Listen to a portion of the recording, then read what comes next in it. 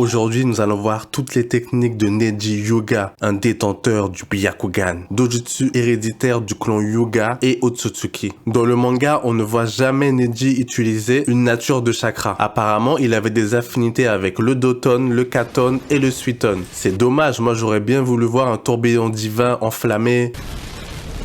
Joken, le point souple. Il s'agit de frapper son adversaire pour perturber son chakra et abîmer les organes vitaux. Il peut aussi infuser son Joken dans n'importe quelle technique pour atteindre son ennemi si jamais il est connecté à lui. Le chakra injecté peut blesser les organes vitaux. Il peut aussi utiliser ses mains pour couper un élément composé de chakra en deux. Hake.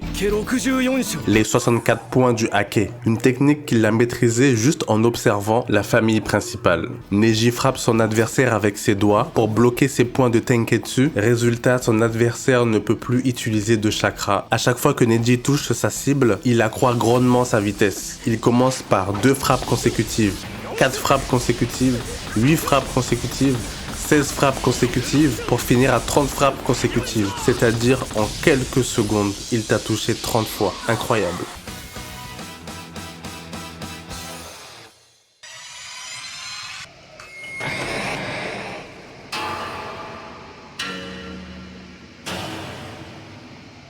Hake.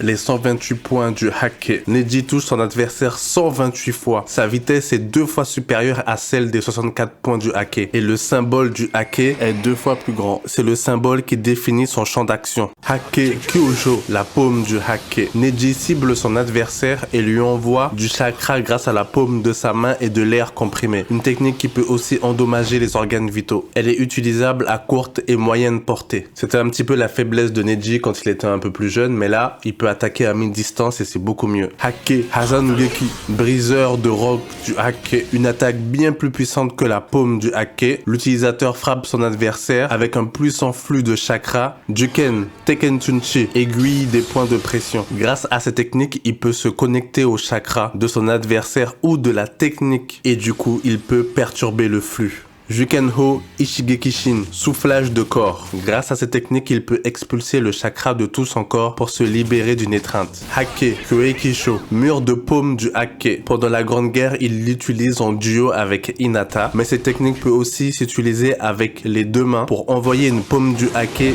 2 fois plus puissante.